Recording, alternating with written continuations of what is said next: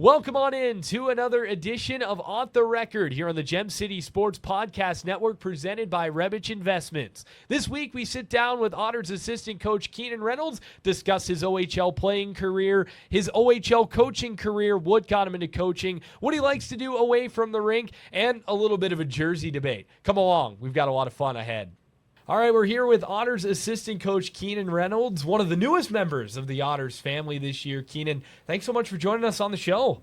Heard a lot of great things. Excited to be here. Absolutely. So let's jump right into it. Let's talk a little bit first about your playing career and how you got into hockey. You know, what kind of got that bug going for you and getting into the game? Yeah, so I grew up about 45 minutes east of Ottawa, a small town called Bourget, predominantly French-speaking, and had an older brother, 6 years older than me, named David, who was a ref later in his career. But growing up, I just wanted to play with my brother. That was kind of it, and there's stories, countless stories in that small town where I'd run onto the rink while he and his team were playing, and or I'd be going around kind of collecting quarters to buy slushies at the local rink and stuff. But typical Canadian childhood, I'd say, had an outdoor rink in the back and would spend a ton of hours out there just enjoying the game. And kind of as you move up through the ranks in Ontario hockey, you start with your kind of house league competitive, and then you go AA and AAA.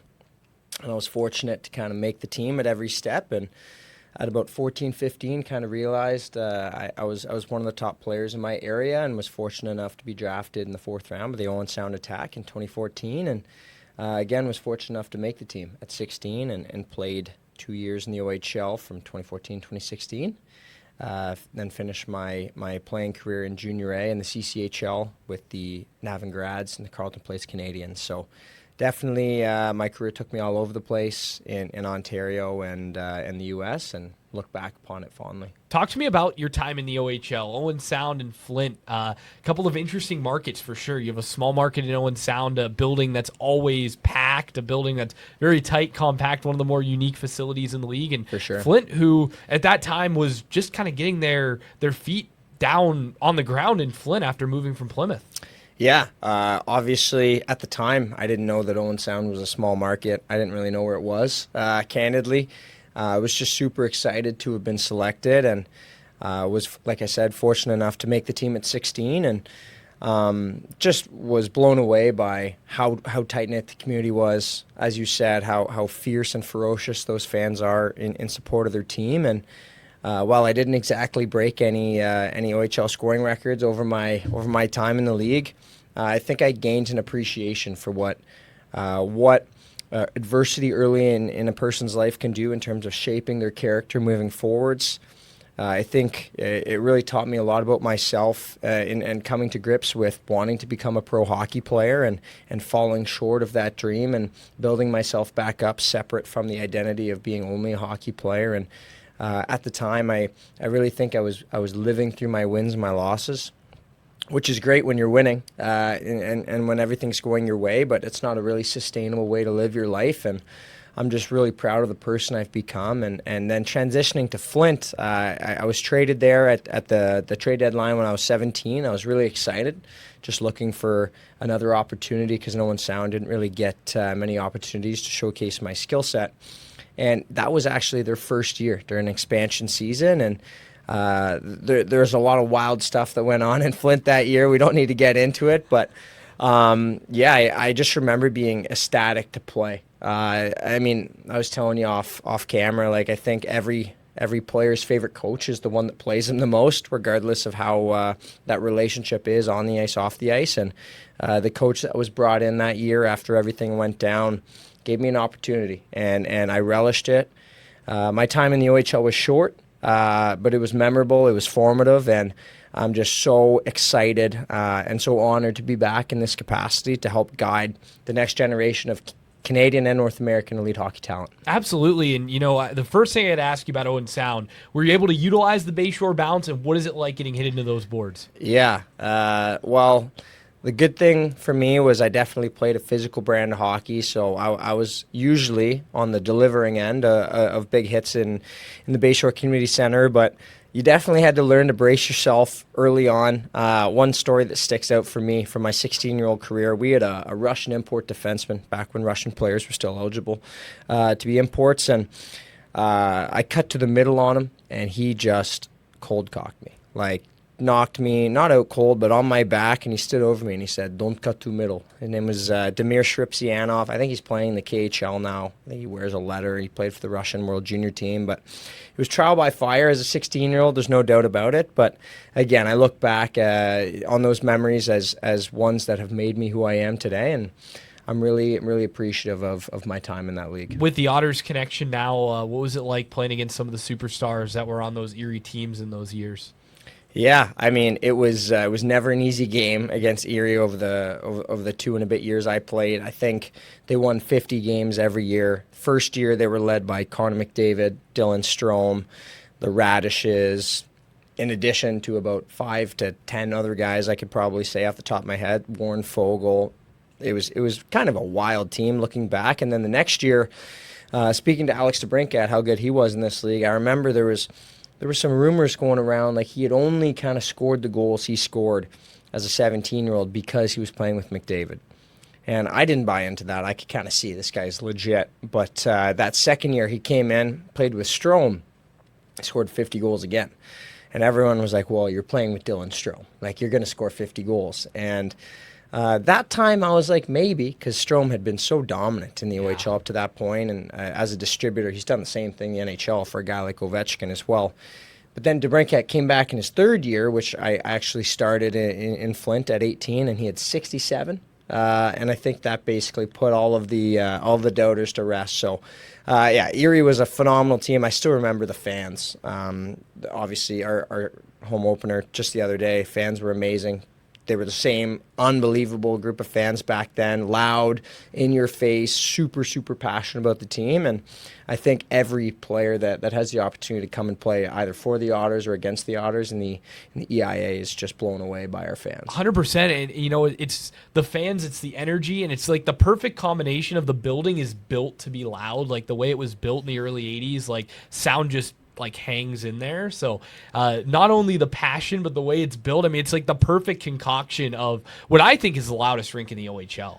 Yeah, we're hoping to continue that trend by scoring some big goals, making some huge defensive plays throughout the year, and continuing to provide, to be honest, the best junior hockey on the planet, and a brand of Otters hockey led by obviously head coach Chris Millette that any fan here in the Erie area would be proud to come out and support. So for you, your hockey career comes to an end.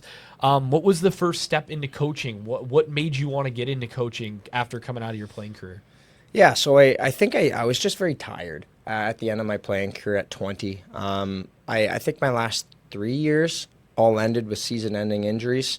My last year I played through 2 shoulder separations for basically the entirety of my overage season, and I was fortunate enough at the end of my career to have been traded to the Carleton Place Canadians in Junior A, who had won 4 straight league championships when I got there, led by Jason Clark, who's now a coaching mentor of mine. It's kind of funny to see how our relationship has evolved throughout the years. But, nationally ranked team. We're number 1 my first year. We unfortunately lost in the finals, and then the same exact team beat us again in the finals the next year. So after what happened in the OHL, going through all those injuries, then losing back-to-back to end my my playing career, I just made the decision to retire and pursue other interests. So I went to Carleton University, started briefly on the hockey team there before just kind of, like I said, packing it in to focus on my academics. Then COVID hit, so I felt way better about my decision because no one was playing hockey at the time in Canada, and found myself really immersed in the obviously digital community at Carleton because we weren't on campus, but kind of grew from there. And then in addition to trying out some odd jobs, serving, modeling, just doing a bunch of random side quests basically at the time, I got the offer from a family friend, Jared DeFazio in Ottawa, to join the Nepean Raiders U18 AAA hockey team. I'll be candid, I had no idea if they were good. I just said, you know what, that sounds great. Funny story about my first ever day. Some of the players on that team never let me live it down. I showed up expecting them to have a tracksuit jacket for me, and they just said, no, we don't have a jacket. And I said, well, I don't have a jacket except for this bomber jacket. I was just wearing like a black bomber.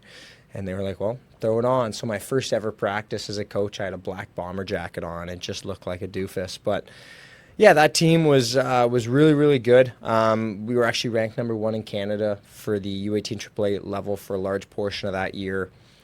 You can't ask Dylan Edwards about that team because his team actually eliminated my team Oh, in okay. the TELUS Cup Regionals. I will just say for the camera, there was biased officiating in that game. GTHL refs wanted to get their Toronto team in there. Dylan would admit it. He always talks about he had 4 points that game. 3 of them were on the 5-on-3. Oh, so So yeah. yeah, exactly. But so that year was great. I realized not only was I passionate about coaching, but this new kind of revival of my love of the game that I'd lost throughout my playing career was combined with this opportunity for me to mentor, these young men through adversity into community leaders, to teach them about critical life skills like managing adversity, overcoming adversity, emotional resilience, character, all these things, right? Accountability. Came back the next year as a 24-year-old and became co-head coach of the U18 AAA team the next year. Over those 2 years, was fortunate enough to coach some OHL players. Cole Bodway, who's just drafted by the Utah Mammoth. Quinn Beauchene, just drafted by Pittsburgh Penguins. Harry Nancy, drafted by the Toronto Maple Leafs. In addition to a ton of other really talented, really great kids.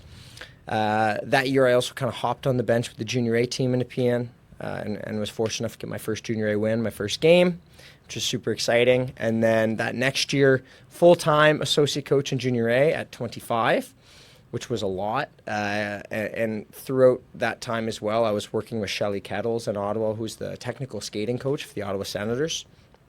Basically just studying from her every day. She's unbelievable at her craft, and I was fortunate enough to work with a lot of the area's top players as a result of that on their edge work and technical skill development, skating, stick handling, all that stuff. Then after that, was hired by the Acadie Bathurst Titan last year in the QMJHL by Gordie Dwyer, who is head coach and GM there and is still a close friend and mentor of mine, someone that I just have a ton of respect for. And then this past summer, with that team having transitioned to become the Newfoundland Regiment and moving to Newfoundland, there was an opportunity that arose to come back to the Ontario Hockey League and to work alongside Chris Millette, Ken Puroff, Dave Brown, Scott Grieve, and the rest of the staff here with Erie. And it was an opportunity I couldn't pass up, and it's something I'm really, really still thankful for. Absolutely. So talk me through, when you knew that move was coming and kind of the phone call with Mally and with Brownie and when the opportunity popped up. Yeah, it's very interesting. It's not a traditional job interview process in the sense that you apply for a job, then there's a very structured interview process. It's very much so you better be ready when the moment arises. And pretty funny story, I was driving to get some new running shoes, because everyone, it seems like when they're in their mid to late 20s, becomes a runner. So I was like, I'm going to become a runner. And I haven't yet, just so you know. But I have the shoes. So I just got a phone call, and I think it was a British Columbia number, and I picked it up, and it was Chris Millette. And we just had a phenomenal conversation. It was pretty clear early on that a lot of the values and the tactical, technical elements that he really feels strongly about, I also did. We agreed upon a lot. And then the other thing was just talking about my experiences in Bathurst because of his close relationship with Gordie Dwyer. So Chris has won 3 Hlinka gold medals. Not a big deal. And then Gordie was actually his defensive coach for his last Ivan Hlinka gold medal. And when Chris was the head coach of the CHL Top Prospects last year, Gordie was his D coach there. So they're very close, and I'm thankful Gordie spoke highly of me, my work ethic, and what I was able to help provide him and the rest of the staff in Bathurst. And I think I'm very fortunate Chris made the decision that he has, and I also hope he still stands by it. Well, you look at the QMJHL and you look at the OHL, there's obviously some differences there, and I know we're just a couple of games into the season, but obviously for you as a player, what are the big fundamental differences? Maybe it be travel. I know that the league's a lot more spread out up in the Q, whether it be just the style of game. Talk me through some of the differences that you've noticed working in the O and working in the Q. Yeah, I mean, the CHL is the best development league on the planet. So regardless whether it's a Saturday night in Halifax or a Saturday night in Erie or any of the teams in either league, you're going to get some very, very high level hockey. I think one thing you pointed out was the travel. Wasn't really sure what I was signing myself up for because I didn't know where Bathurst was either. I talked about Owen Sound. I had no idea. So when I originally got the Bathurst job, I had to get out of my lease, my apartment. I had to quit my job with Shelley, and I had to figure out a way to get all my stuff 11 hours away to Bathurst. And I found out that 11 hours was actually not the longest trip of the year. We went from Bathurst to Gatineau, then Gatineau to Rouyn-Noranda, which is like in the middle of nowhere, northern Quebec, and then Val d'Or, which is about an hour and a half from Rouen.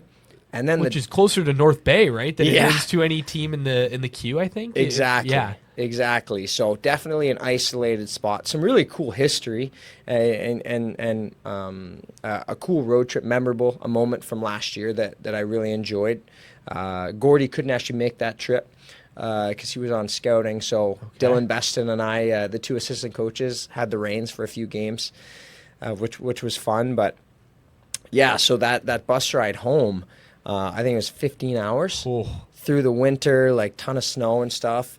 Luckily for me, I was in the thick of it, of my MBA at the time, the Smith School of Business. So I actually completed an assignment over that 15 so it was like hours. perfect. At least you could utilize the bus time. Exactly. Yeah, it's a team-based program that I was on, and my teammates became very, very accustomed to me coming on to our team meetings from just in the middle of nowhere. Wi-Fi is 1 bar out of 5, like bit of a disaster at times. But yeah, I think that's the first thing, the travel. Second, I didn't actually realize kind of the differences within the QMJHL between the Quebec teams and the Maritime teams. Quebec, I'd say, a little bit more prone to playing a flashy skill game, whereas the Maritime teams don't mind mucking and grinding a little bit more, maybe a bit more pro style. And the rivalries between the Maritime teams especially was an unbelievable thing for me to experience as a coach. Our games against Moncton, our games against Halifax, against Charlottetown was kind of our main rival in Bathurst. And yeah, just some excellent style of hockey games that I was able to be a part of. And then also, lastly, the fans. Maritime, Canada, Quebec, there's crazy fans all over this country, and I think that's probably one of my favorite things about coaching is being in the arena and just feeling the energy every time I'm out there. Especially when you're down on the bench too, right? Like you're right in the middle of all of it. It's all like all that energy is coming right back to you, which has to be just the coolest sensation when a goal goes in or a big hit or something. Yeah, it's something that I take a lot of pride in myself in actually being a bit more stoic in those moments. Some people watching this are going to laugh because they've seen me definitely not be stoic in those moments. But I think as I've developed as a coach, I really take a lot of pride in not reacting because I think it looks way cooler if we score a big goal and your coach just is cool, calm, collected behind you, not reacting. There's times to kind of show how excited you are, to enjoy the moment. But there's a clip last year, Toronto Maple Leafs, their head coach, Chief, is they score a big power play goal, and you see their power play coach just freaking out, losing it, fist pumping on the bench, and you just see him like, hey, can you calm down? He's like, oh yeah, no worries. So I showed Gordy that clip last year, and he burst out laughing. He's like, yeah, it definitely looks like him and I. It's something I'm working on, but at the same time, it's going to be tough with the amount of great plays our teams can be putting together on tape this year. That's got to be, I mean, I think for me, that would be the toughest thing of being a coach, right? Like, you're down there, and for me, we score a big goal. I mean, I'm going nuts up in the booth, and that's something that that's a line you've got to be careful walking, right? But like, yeah, being down on the bench and knowing, okay, we worked with this on this play, in practice, and that's all kind of a just coming to fruition on all the work that you do in the the Tuesdays and the Wednesdays relate to the goals on Saturdays. I don't know if I'd be able to keep my celebrations down. I mean, like, because again, that's all that hard work kind of coming to fruition in a game. Agree completely. I think one thing that when people ask me, because it's funny, being a young coach, people are always like, how are you this far advanced as a young coach? I'm like, because I retired young. a lot of my buddies are still playing, or Yeah. they're beginning their coaching careers. So I've become someone that a lot of people feel comfortable reaching out to about coaching questions, all that stuff. And a question I get often is like, what's something that you wish you knew when you started? And to be honest with you, exactly what you were just saying, it's a great feeling. However, I'm someone that takes a lot of pride in having been really good at executing. Not taking my hockey career out of the equation and academics with my relationships, like I'm someone that takes a lot of pride in how I go out and execute what I kind of want to. In coaching, there's a tangible separation between what you can influence and the execution. So it's a great feeling when things go well. Like if your team's able to execute on a set play, or they tie up a game, or you see continued small improvements over the season, you kind of recognize the work that went into it. But I'll tell you right now, when it's a tie game, you're down by 1 goal, you get a power play with 3 minutes left, the knot in your stomach, especially for me, with a lack of experience compared to a lot of other coaches who might have 20, 30 years of experience in this industry, it's palpable. So being able to separate the process from the results, and always just focusing on making sure that you're doing what you can and controlling the controllables, rather than kind of living in that moment. Because as I said previously, if you live the roller coaster, when your team's winning, you're going to be walking in, walking on water. And when the team unfortunately loses a few games, which happens to everyone, you're going to be down in the dumps. And I think it's way more beneficial to be steady. Absolutely. That's something you hear. I'm a big baseball guy. You hear that in baseball all the time. And I think it really applies to hockey too, right? Because it's such a long grind. It's such a long season. You've got to try to remain steady and try to ride the wave, right? And not, get too high or get too low. Because if you get too high or get too low, you're almost going to get swamped. 100%. And I was actually just talking with a few of my players this morning. We've had a lot of chances so far this season, and if you have a results-based confidence, well, you're probably pretty down the dumps right now, because we haven't been able to score goals in big moments. But for me, I evaluate the situation, and to make a metaphor, are you going to stop swinging the bat because you've struck out a few times? Because you're one swing away from getting on base, or you're one swing away from hitting that split seamer, getting on second, then you need the next guy to get you home, or just hitting a jack would be great too. I don't mind hitting dingers, but I think to that point, it's going to be really important for our guys to just have the mental resilience to keep shooting and stay confident, because if you've got the volume mentality, eventually they're going to go in, and when things start going in, everyone kind of relaxes. The stick isn't gripped nearly as tightly, and that's where we're going to start rolling. And it all gets started back again this weekend, which I'm really excited about. Absolutely. Talk to me a little bit about being a young coach and maybe some of the adversity that you've had encountered in being a young coach. What goes into that, and talk about the pride you have in your age and being at this level. Yeah, I mean, I think I'm just a product of a lot of people that have believed in me and have put me in a position to succeed. I think the adversity that I've been through as a young coach, it's just learning. It's just, I really believe the fundamental variable in the development of confidence is kind of overcoming adversity. I keep saying it because I really believe it fundamentally. I did it in my career. I did it in school. I've done it in my relationships. And once you have that growth mentality, everything else kind of falls by the wayside. In terms of being a young coach in a practical sense, I don't really look at it as a deficiency. I think it's a superpower. I like to think of myself as being dynamic and relatable. I can package information in ways that they understand. I try to stay hip with the times and the vernacular that the kids are throwing around these days. The Riz, if you know what I'm saying. I might get flamed for that one. But in all honesty, I think it's really important to just build real relationships. I really talk to them. I try to get to know them. I ask about their interests outside of hockey. I try to build personality traits outside of hockey for my players. And that way, when things are going well, I can still not talk about hockey. And when things aren't going well, which every single player goes through, I don't just need to breathe down their neck about, hey, like, why aren't you doing this right? Why aren't you doing this right? They know because I built that two-way street of comfortable communication, we can have those mature conversations. And yeah, I mean, it's like I said, it's how you frame it. I think it's a superpower. I don't look at it as a negative at all. Other people might, and they can doubt me. And they can doubt us this year because we've got a young, dynamic staff as well as a young, dynamic team, and we're all going to learn and grow together. And once we turn the corner, stay out of our way. Yeah, and I really like the point you make there about the relatability of the players, right? I mean, these are 16 to 20-year-olds, and for you, somebody who's played in this league, gone through the ups and downs of playing at this level, and to be able to relate with them, and it wasn't that long ago that you were in their shoes. I think that's a really important thing to look at when it comes to, building those relationships and having those relationships with the guys, and, eventually that translates to success on the ice. I mean, I told one of them I was born in 1998, and I got the, oh. So I think I'm Unk. I think another new age phrase, I guess. Yeah, for I'm definitely kids. Unk, which was humbling. But I also try to just make things light, like every single day when the school guys show up, I ask them what they learned. I think one of them or two of them are in a Harry Potter class, which couple of the guys called into question. I said that would have been the most guaranteed A+ of all time for me. 100%. At one point, I think I was in the top 3% in trivia crack Harry Potter, so I just would have absolutely dominated that class.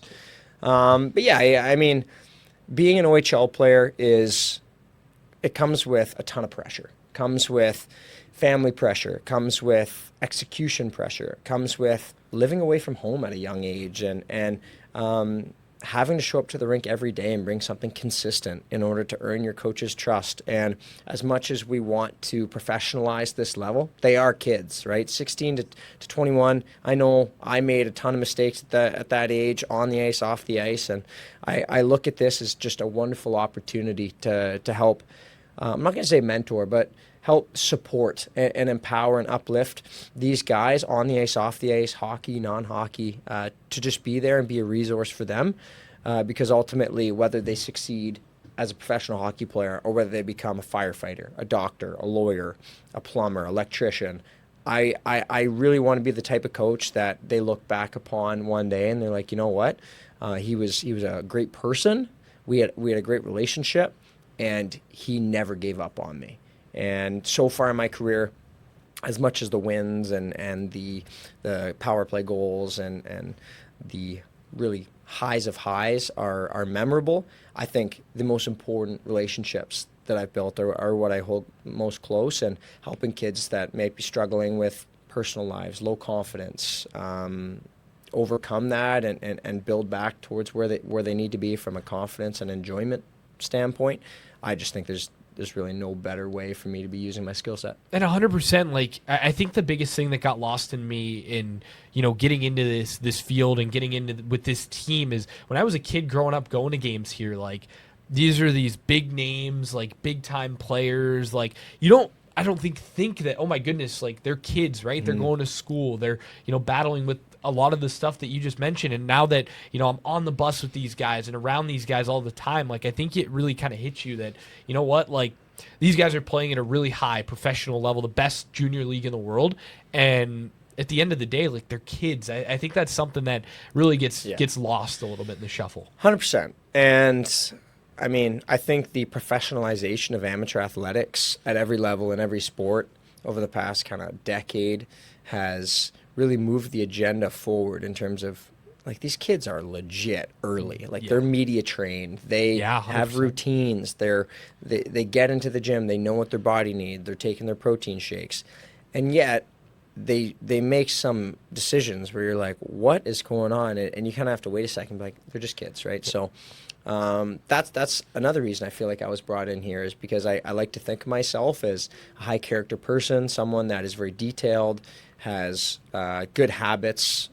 They are always going to be prepared when they come to the rink with me. It's something I hold very near and dear to my heart, is being a pro in my own right, because I'm never going to ask my players to do something that I don't think I could have handled at their age, and I'm never going to ask my players to do something that I haven't already done the work to put them in the best situation to accomplish. So so long as they bring that compete level, they bring that detail-oriented mindset, and they come ready to have fun at the rink and follow the lead of Chris Millette with the rest of the staff, I think they're going to be in a really good spot this year to develop not only individually but also as a team. Well, you mentioned work there, and let's shift gears a little bit. You mentioned it a little bit earlier on, your MBA at Smith School of Business in Kingston at Queens. Talk to me about that. What made you want to pursue that? And, just work through the grind of what that was like, doing it alongside being a full-time assistant coach.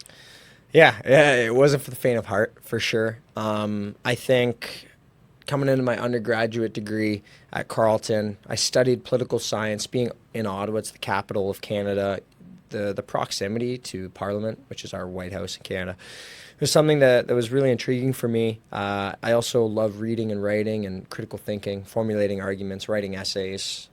So it was kind of a perfect fit. But after a few years of studying politics, I had some fatigue, and I was like, I don't know how practically applicable a lot of this is.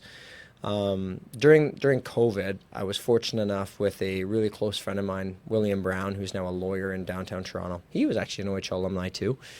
We founded a small nonprofit to help provide advantages for youth in Ottawa living in community housing to golf during COVID. Because I recognized, a lot of publicly funded recreational programs were all canceled during COVID, and yet there was a segment of our population that was able to just go out and golf because the social distancing was allowed. So ran that as a co-founder and managed a lot of the entrepreneurial responsibilities in terms of reaching out and fundraising and selling, and enjoyed it.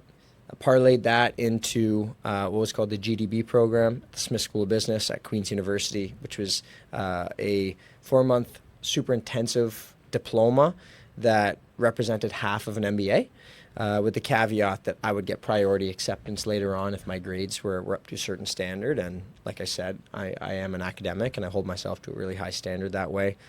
Then last year I had ran my business, Spotlight Hockey, for a few years, which was a media company, which I'm sure you guys checked out. I was really proud of. I actually just shut it down after 3 years and basically brought digital media to Ottawa en masse, because when I started there's no real coverage, and I wanted to provide a professional atmosphere in Ottawa. So hired some talented young videographers, empowered them with the creativity and the agency to go out and produce content they were proud of. I think we had like 3 or 4 million views in the first year and a half. It was really successful, and through those two entrepreneurial endeavors, I realized I did want to kind of go to the next level in business. And after speaking to a few mentors of mine and people that had already taken the MBA, I realized it was the best spot for me. I actually got hired in Bathurst about a week and a half after I sent the deposit last year. And I told Gordy right away, like, hey man, you're going to get everything I can give to this team, but academics are also really important to me, and I've made the decision to pursue this degree. Is that okay? And to his credit, they couldn't have been more welcoming. Each, actually, him and Chris, have said that I think it's really cool for the players to kind of see a coach that not only is a high performance coach at this level, but is also taking strides in his personal private life to better himself academically. And balancing the time management wasn't easy, but ultimately you got to do what you got to do. And we got a lot of young student athletes on our team, and once again, being a role model for them and showing them it's possible with time management to do great work both professionally and academically was important to me. Absolutely, and that is impressive as it gets to, again, manage the time load of, arriving home on a 15-hour bus trip while also doing the academic work. And, this may be a bit of a loaded, wild, in the future question, but do you see yourself, continuing to pursue coaching over the next 20, 30 years? Or do you see yourself maybe going into business? Do you see it almost as a kind of a crutch for yourself, depending on how things go? Like, what do you see yourself doing maybe with that degree going forward? For sure. Well, if it's my crutch, I feel good about it. That's a pretty darn good crutch to have. Yeah. If I have hockey coaching in my back pocket forever, that's something I'm very fortunate. I've definitely put a ton of work in to get to this point where I've earned an opportunity at this level. And the funny thing about coaching is it's all relationship based. So I take a lot of pride in surrounding myself with people that are a lot smarter than me, a lot more accomplished, so that number one, I feel inspired and empowered to go chase my goals. But number two, because ultimately, hopefully, a guy like Chris Millette or Ken Piroff can move on, become an NHL coach, and they remember that I was a decent enough guy to hang out with for a couple years in Erie, and they bring me along. But to be honest, I don't really have a 10 or 15, 20-year plan. I know right now I'm just humbled to be in this position. I'm going to work as hard as I can every day to put my players in a good position to succeed on the ice and off the ice. And then once again, if opportunities arise, I'll consider them. But I'm just so fortunate right now to be in this position and to help provide an on-ice product for the fans, the Erie Otters, that they're going to be really proud of supporting. And what happens in the future, I guess Evan's going to have to wait and see. Yeah, absolutely. Let's talk about away from the rink a little bit. What do you like to do in your free time? I know you're a big golf guy for sure. So is Tim back behind the microphone over there. But, you know, what do you like to get into away from the rink? Yeah, I mean, I think it's tough in Erie so far just because I just got down here. Furnishing my apartment was taking up the majority of my time for a while. I want to give a shout out to Tyler Challenger, Cal Hughes, who helped me move a couch that I don't know if it should have fit down the hallway at my apartment. We did it in a way that made it work, but that took the brunt of my time when I first got here. I like reading. I like golfing. Shout out Whispering Woods, a great golf course. Really enjoyed playing there. It's tight, but a couple of times I played there, posted some scores I'm proud of. And then like working out at the rink, we just got a beautiful new gym facility that I'm going to be getting in all season. Outside of that, just also got a PS5. Pretty exciting times for me at Lavelle Place, which is where I'm staying. We got a good crew over there, and I'm just a social butterfly. So as much as I can, I like hanging out with the staff. I also spend a lot of time at the rink, to be honest. Our staff are early risers. Mally's always there first getting a lift in, so he holds us accountable in that sense. So I try to be second or third to the rink every day, and try to stay late to make sure I check as much off my extremely long to-do lists that I got from Tim as much as I can every day. So yeah, I think that covers it. You know, you're reading, golf, working out, video games, talking to my beautiful girlfriend, Bryn, as well. I need to get the call once a day minimum with her, and it's been fun so far. What have you liked about Erie? Have you had a chance to really explore the city and get to some of the local places? Has there been a spot that's jumped out at you? I love sunsets. So fun fact about me is I've always loved sunsets. I dropped it in my coaching interview with Chris, with Mally, that I love sunsets, and he said, well, Erie's got some of the best sunsets in North America. In fact, I think he dropped that they were ranked second. Yeah, they're up there for sure. Which seems like a crazy objective ranking. Like, I don't know who's putting together the sunset rankings. Maybe that's my next step. There you go. You know, I mean, I was in Denver a couple of months ago at a baseball game, and theirs was pretty electric with the mountains in the background, just the colors of the sky. I mean, can see that. I mean, I think saying second in the U.S. is a crazy ranking for Erie, but at the same time, I've seen some pretty good ones so far. So, yeah, I mean, I got down to the waterfront a few times. That was nice. I haven't seen the tower. I've seen the tower on a whole bunch of like logos and stuff. I don't know where it is. So we might have to take a road trip at one point. It's right by the rink. Is it? So if you go out onto State Street, which is that main street there, it's right at the end of the street. Okay, I need to get out on State Street that's a little bit more. So the rink is on French Street. It's one block over toward the west. Cool. Yeah. So it's not too far. You can even walk there. Yeah? I might have to after a game. I also checked out the Seawolves Stadium. So, fun fact about me, I'm like debatably a quarter to an eighth Dominican. I'm not sure how the fractions break down, but I've just been carrying a baseball bat around our facility for like a month and a half now, just in case they need a pinch hitter. I probably play center field, just, cover with range, speed. My arm's terrible. A few of the staff saw me trying to throw a football the other day. It was pretty tough, I'm not going to lie. I will say, I prefaced already, shoulder injuries, both sides. You probably throw a baseball further than Tim can over in the corner.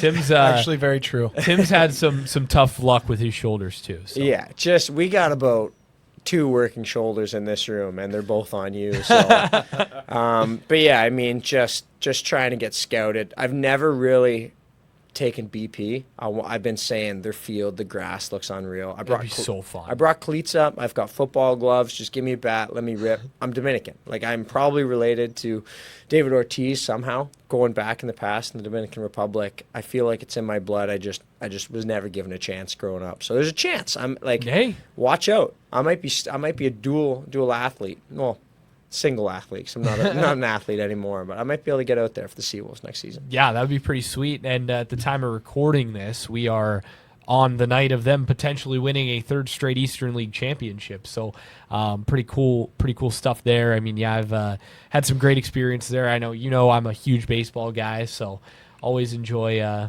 just being in the ballpark. It's just the best. Well, when they're winning 3 straight championships, it's a little bit easier to be a fan, I'm sure. Yeah, certainly. I also work over there part-time. I do some PA announcing and stuff, so always fun to be up there in the press box. So you're saying you've been here for three years? So I've lived in Erie. I've been with the Otters for 4. 2 as an intern, 1 the previous year full-time, and then this is my second year full-time. First year is as the guy. So you start working in the facility, and they go 3 out of 4 potentially league championships.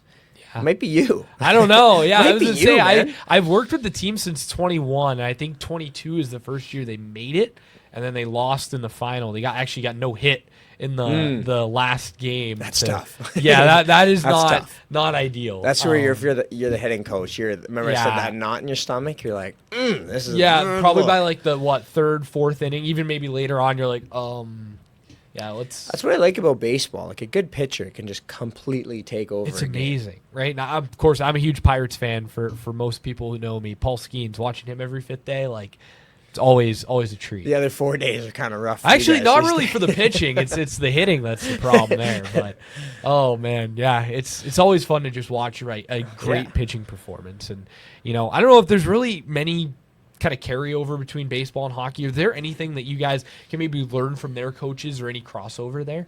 Well, I mean, Moneyball, obviously, the kind of analytical revolution has carried over into 100%. Most pro sports. I'm someone that throughout my MBA has kind of really put a lot of time and effort into learning how to use AI to our benefit as a staff. I think it's such an untapped resource, and the more automation that you can kind of build into your day, the more time you can spend working on interpersonal communication. And with AI, I think building it into evaluating data sets and driving meaningful insights out of AI is crucial as well. I think there's carryover there. Other than that, I think it's just the confidence. Like I said, in baseball, if you go 3 out of 10 at the plate, you got a chance to be a Hall of Famer. Oh, right? Yeah. Probably most of the time you are a Hall of Famer. Exactly. So I think building that mindset of just being a volume executor and making sure that, hey, if you come down on a 2-on-1 and you shoot the puck and the goalie makes the save, that's a prime scoring chance for you. And you need to focus on generating prime scoring chances rather than scoring goals, because inevitably, if you're confident and you're comfortable in those situations and you have the mentality that I'm just going to keep swinging the bat, right? They're going to start going in. Once they start going in, that's where the real fun starts. So. Absolutely. Yeah, and you look at that in analytics. Talk to me about how they have changed the game, how you've been able to kind of adopt them into your coaching style, and what the use for that can be. And also, is there a little bit of old school in you, or are you full all in on analytics? I'm definitely new school across the board. I think even the old school perspectives are a bit antiquated in pro sports. I think you have to adopt a new perspective in terms of how you deal with players, in terms of how you approach preparation, in terms of special teams, 5-on-5. I think analytics for me are a tool. I think the biggest kind of barrier to leveraging kind of the power of analytics is normally it's pretty confusing because you get all these numbers on it. So many numbers. Right? So I think something that I have been looking for solutions for is just how to simplify that process. Maybe some things coming in the future on that. Again, like I said, I am someone who prides himself on being an entrepreneur at heart, so maybe there's an opportunity to capitalize on that opportunity. But for me, it's just about how can I supplement my eye test analysis with as much data to either support the conclusion that me or Chris or Kenny have as coaches, or in an ideal world, to maybe present new information or new methodologies that you can implement or execute on the ice to help put your team and the players that make up the team in as best of a position as you can. So whether that's, percentage of successful entries that a team allows on a drop breakout versus four-back swinging with speed, whether it's a goalie that struggles with shots to his blocker a foot and a half off the ice rather than trying to, pick top shelf glove every time, which I'm sure all of our players want to do every time. It's like, no, like there's ways to exploit tendencies. There's data that show patterning, and if you can find the trends in those patterns that can give your team an advantage, I think that's kind of the job at this point in terms of how to use analytics. It's so fascinating to me. Like, I love kind of hearing that story and having the curtain peeled back. I mean, just what goes into, preparing for a game night and all the amount of just the amount of data that you guys have at your fingertips to say, okay, this is a tendency. Well, let's exploit that tendency. And the film and everything that goes into that just really just fascinates me on what the preparation for just one game, and then not to mention a back-to-back or a 3-3 when you have three separate opponents to try to game plan for is just incredible. For sure. I think probably the biggest misconception about coaching is that you just kind of just show up for the game and you get to live in that moment with the players. We work long hours. We are always talking about how to create marginal improvements for our group. Again, if 1% better, that growth mentality is a part of your governing ethos as a person, not even as a coach, you're going to be in a good spot, because continued improvement is way more important than getting a lot better in a short amount of time and then kind of plateauing or falling off because you can't maintain it. So something I take a lot of pride in. It's something Chris is like an absolute professional at. I'm learning from him every day. I'm also learning from Kenny every day. And I think we've got a fantastic staff, all the way from management down through our support staff, Megan and Chili, who are two probably the best kind of support staff in the league in terms of the equipment and the medical side. I just feel like we've provided our group with a really strong support system for them to go out and do their jobs. I feel good about it. Absolutely. Well, as we kind of wrap things up here, got to ask you about your excitement to go back to Ottawa and Kingston over these next couple of weeks here. Obviously from Ottawa and the area surrounding, and then for Kingston, getting your degree from Smith School of Business there at Queen's. What's that excitement level like, and what's it going to be like when you walk in the rink those days? It's going to be cool. As much as I want to say it's just another game, definitely wouldn't mind getting wins in both those rinks. Probably going to have over 50 people in each one out there to support me. And like I said, I'm someone who takes a lot of pride in building meaningful relationships. It's going to be a humbling moment. It's going to be definitely a full circle moment. A funny little story. When I was growing up, I was an OHL super fan because my mom and my grandpa had a band named Fat Shadows, and they used to, with some other really talented musicians, and they used to sing on the concourse at intermission. Wow, okay, that's sweet. What is now TD Place. Yeah. So I used to get autographs from Tyler Toffoli and Corey Locke and these throwback, Cody Ceci, these throwback Ottawa 67s. So to play in that rink as a player was fun. Unfortunately, took a penalty, cross-checking my first ever game there, then panicked and threw a puck out of play, took another penalty, delay a game. It's kind of a metaphor for my entire career. So didn't really see a ton of ice in Ottawa as a player, but the great thing about being a coach is there's no stress. I'm not going to take a penalty. Yeah. I'm going to have my guy on the bench. There's no real way for me to mess up. And last year in Gatineau, I was fortunate enough to have a lot of friends and family out there to support me, and we won a big game with a power play game that's winner. Gotta feel good. I mean, I feel pretty confident going in here that our group's going to be ready. They're going to be well prepared, and if they need a little bit of extra motivation, I'll tell them the size of the group I got there and how much it would mean. So I'm excited to go home, and I just get the winning going and go on from there. Absolutely. The Ottawa rink, too. So cool. I mean, Yeah. such a unique building. And for those of you not familiar, basically think of the cookie cutter stadiums of the 60s and 70s here that were designed for football and baseball. Well, this was the Canadian version. They tucked a hockey rink under the stand of the football stadium. I mean, one of the coolest venues. It's such a throwback to that era. Like, you walk in there and just feels like so much history. And, of course, that was the original home of the Ottawa Senators when they first got the expansion team as well. So just such a cool building. Are you a fan of the barber pole jerseys as well? Oh, I think the Barbers are amazing. They're unbelievable, Yeah, they're right? amazing. Like, I actually played for the iconic. Junior 67s. oh, so you got to wear them. In my OHL draft year, I played for the Ottawa Junior 67s. Our white jersey was their old throwback logo. Just white, but our The red one with jersey, like the punching. yeah. That's a good That was our logo. old logo, and then the reds was like full barber poles, and they look so clean. so good. Our whole team had white cages that year, black Okay. helmets, white cages. I don't know about that, but I thought we looked pretty clean. In fact, I think a lot of the Ottawa area AAA teams have really good jerseys. The Titans are like classic, almost Peterborough Pete's. Yeah. The Myers Automotive are like Ottawa Senators branded. Okay. Junior 67's pretty obvious. Yeah.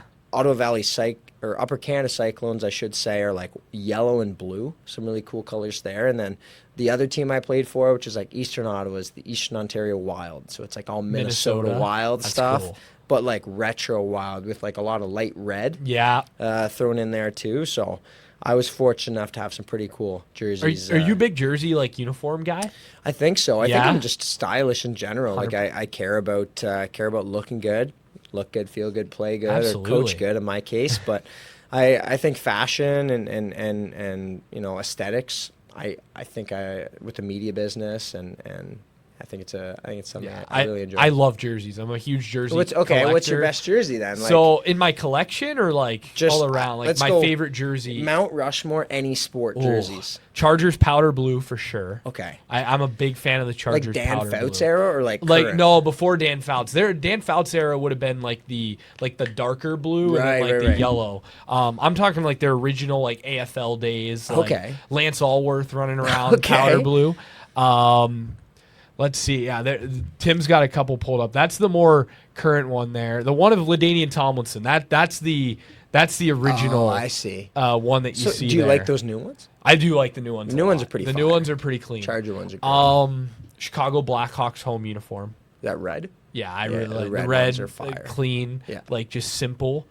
Let's see. I'll try and get a baseball one. Yeah, let's go one major one sport for each sport. Basketball's tough for me because I'm not a huge basketball guy. I'll give you one. Okay, You ready? yeah. OG Toronto Raptors. It's so good. So I went purple to we were on the road last year and we had an off day. Yeah, look at that. It's so good. Vince Unreal. Carter like just jumps out. But I went to a Raptors game when we were on the road and I just went by myself. We were in Brampton. I'm like, you know what? Like we got nothing to do on this Friday night. I'm gonna go to the game and I had a blast and got a hat with that logo on it because that logo is so good. Unreal. But for baseball.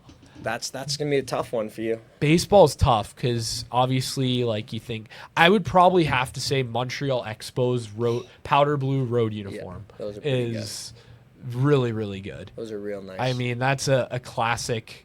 Their road uniform like powder blue. I like that right there with that. I've got that hat in my collection. So good, just pops. The 94 ones too with the pinstripes, even that road gray there is great too. I mean that just screams Vladdy Jr., Moises Alou, Pedro Martinez. Moises Alou. Yeah, like I love it. That might be the craziest name drop maybe of Moises all time. Alou. Is he famous? Yeah, he was. So at the Steve Bartman play in Chicago 03 NLCS, he was the outfielder that Steve Bartman robbed the what wouldn't have been a foul ball if not for the fan reaching Right. over Okay. there. So Yeah, he was the I've seen outfielder that. for the Cubs in that situation. But he was a really really big player with those Expos teams mid 90s. Okay. What do you think of Utah's New Jersey? I actually really like them. I like 'em too. They're very like the Carolina Panthers, like that black and blue, like silver look. That They're was pretty good. my exact color scheme for my business. Oh, really? Spotlight Okay. Hockey, when I came out with it, I was like, I kind of want to go with something that isn't a conventional hockey. Like Yeah, red, white, and like blue. everybody has red and black, red and blue. Like Yeah. I like even for the Otters, like the navy and gold. You played in Flint, blue and orange. Like Yeah. I like the different look about that. I agree with that. Now, classic jerseys, I think the Montreal red Canadians red. It's really good. Can't really go wrong with that. I've got that one in my collection. I like the old time Pittsburgh Penguins. Yeah, the powder blue ones. Yeah, The black. the black with the like the Mary Lemieux era. Yeah, I think the those Robo ones pen. were great. Tim's like, oh yeah. That's a good. I like the Penguins' current set. Yeah, too. I like him too. Like the early '90s, like black and yellow. I was not a fan of the gold in the mid 2000s. No. Like I know they won a cup in those jerseys, but like. I like retro jerseys, man. I think the Washington Capitals. Good. Need to go full time. I mean, I know like Dale Hunter and the London Knights, but like you just think of Dale Hunter and those. I don't think of Dale Hunter. I don't. Yeah, maybe that's you. I don't know. That might just be that's me. Just but you. Hey, I'm gonna get flamed for that comment. I had nothing against Dale Hunter and the Hunter family. Like 3 months ago. But I would say now it's persona non I don't. grata. For me, that's just always the player I think of when I see those jerseys. I guess Ovi in the Winter Classic. In Yeah, Pittsburgh. that's who I think like, of. yeah, Ovi That's in the Winter definitely- Classic. So again, like I grew up in a pretty cool era. The 1998 birth year, like Crosby came in, I was 10 or like 11, and like a formative game for me was the dueling hat tricks, Ovi and Crosby. Yeah. I remember seeing that, just being like, is there anything better than playoff hockey? One thing a lot of people don't know about me, and this will kind of lead in as a Sens fan. This might be blasphemous, but I really like the Toronto Maple Leafs all blue. Yeah, it's a good look. It's It's just- classy. oh, it's it's classy and it's on Matthews iconic. and like I think. Yeah. Okay, here's another question: what NHL player has the best on ice style? Because I think William Nylander has. It's tough for hockey. It Because can't like you're personalize so a lot. it is tough for hockey. Trying to think of some like the newer age guys like that kind of bring that style. I mean, there's the Morgan Geeky who's got the tinted like visor. even Otters connect like Matthew Schaefer, just unbelievably cool. Just the way that like his style, like cool. Like I'm trying to think of another. Tim, It's you hard not got to look one? Cool. Yeah, Ovi when he would have the tinted visor. Tinted visor is Tinted visor's tough. so tough. Yellow So yellow laces too. Yeah. He was just he couldn't have had more drip back in the day. No, the tinted visor makes you look like a machine. Yeah. How about last year? My first game against Charlottetown and Bathurst, they all have tinted visors. Really? Like dark tinted visors. And I look over at our equipment manager. I'm like, can we get these? And he goes, no, the equipment manager made a mistake and accidentally got the full team tinted visors. And I said, well, can you make a mistake? Like, it looks so cool. I remember being blown away by that. But yeah, that's not a bad pick. I think Nylander just flies around, looks pretty sick. I think Kucherov too. Yeah, I don't know what it Kucherov. is, Yeah. but both of those guys just on the ice look amazing. And then like McKinnon and McDavid, you can't even really see what they look like on the ice because they're So just fast. flying around at warp speed. But One more jersey I want to add in, by the way, Hartford Whalers green. nice, So good. job. I have both the white and green versions of the Carolina like redo over the last couple of years, so that's one. It's another one I really like. You know what? Here's just I know I'm extending this podcast here, but worst jerseys Oh, because it might be easier to come with. worst jerseys. there's some bad ones. Like creamsicle, Tampa Bay Bucks. I like those. No way. Oh, I like those. No, you don't like them for real? The worst NFL jersey I can think of is the Eagles. They wore them in 2007. They're light blue and yellow. There's probably a good photo of Donovan McNabb.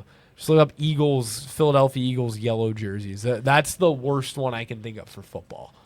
Also, Denver in the 2010 season wore a yellow and brown look that was like an AFL throwback.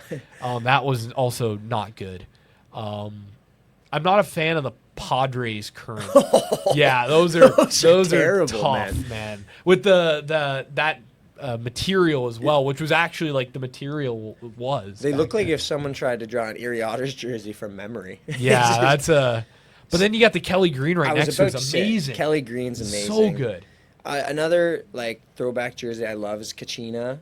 Yeah, Arizona Arizona. Coyotes. I've got that one. think It's a it was- shame. I actually was in the desert earlier on this summer and got to go to their rink and like I was like, man, like I really enjoyed Glendale? the Coyote. Yeah, Yeah, middle of nowhere like, though. it is kind of a little off the beaten path. Weird area of the country because there's like the city and then there's like nothing and then Glendale's like its own little city. And there's know. like all these like small cities that And if pop you're in up the around. city, there's like some foliage and stuff. Yeah, And then the and second there's nothing. like And the airport's right next to I know. downtown. Like, It's crazy. I Yeah. played golf there, and like I hit the ball like 8 yards off the fairway, and it was just sand. I'm like, what's going Yeah. on? Like, but again, I'm pretty sure their water bill's high either way. yes. But yeah, worst jerseys. I mean, there's so many. I mean, there's gonna be more. I think that'll come to my mind when we're done here. Yeah. Versus, I'm like, gonna you get know, a on the text spot. with Is there- 17. Is there one that jumps to your mind? I think I really don't like like the modern jerseys where they all try to look the same. Yeah. If that makes sense. The originality of jerseys I appreciate. I think part of the reason too that the creamsicle jerseys get a bad rep was because they actually were like horrific. I would say that they were 0-26 to Yeah. stir their. So if they were the Super Bowl winners, As John McKay, the head coach, said when he was asked about his team's execution, he said he was in favor of it. So that Yeah. was his response to the media there in the early mid-70s Bucks. But yeah, I think like they wore the white ones this weekend. I think they're gonna wear the orange ones. I like them. I think they're love so Baker Mayfield. 70s. Yeah, He's my talk guy. about a guy who's got style. Baker Yeah. Mayfield, like tough. So I guess we can conclude the conversation. I think the best setup of any sports uniform, in my humble opinion, are the San Francisco 49ers. Classy. All reds. Yeah. With the gold accents. So classy. Like, you just can't. Like, Debo Samuel, say what you want about him as a player. When he first came on the scene, he was like, he had the dripped out chains. Like, with the visor, I was like, are you kidding me? And then he was good, and I was like, that's even better. But Yeah. that's kind of if I That's could choose cool. a setup as an NFL player coming in as like a quarterback that can't throw farther than 17 yards, I would probably want to play there. A little Brock Purdy action. The NFL has so many just classic, like Pittsburgh, Green Bay, Dallas, the Raiders, like 49ers. Like Patriots so many, red? They Patriots wore those classic against. red? Oh, those are amazing with Pat Patriot snapping the football Against the Buffalo Unbelievable. Bills, 6 touchdowns and a half Like, for Tom Brady. Just Great, packed it in. great hung out. uniform. But as we again kind of wrap things up, Keenan, we that was a great segment, by the way. I love talking uniforms, talking jerseys. But what are your goals for this season? What makes a successful year in your mind in your first year in the Ontario Hockey League as a coach? Yeah, I mean, just continuing to earn the respect of my fellow staff members, the players. Getting comfortable, getting acclimated, and feeling comfortable, confident in my ability to put my players and my fellow staff members in the best position to do their job as possible. And then maybe in terms of more of a SMART goal, I think just, once again, getting to a place where every single day after practice, every single day after games, I can look myself in the mirror and be like, I did my best. I had my players prepared. And regardless of the outcome, I can leave with my head held high knowing I gave it all I got. Keenan, this has been an absolute blast, my friend. Thanks so much for doing this. Appreciate it. All right. Anytime. Let's do it. That is another edition of Ott The Record. Reminder, you find us live on the Gem City Sports Podcast Network, presented by Rebich Investments. We hope to see you along for the very next episode of Ott The Record.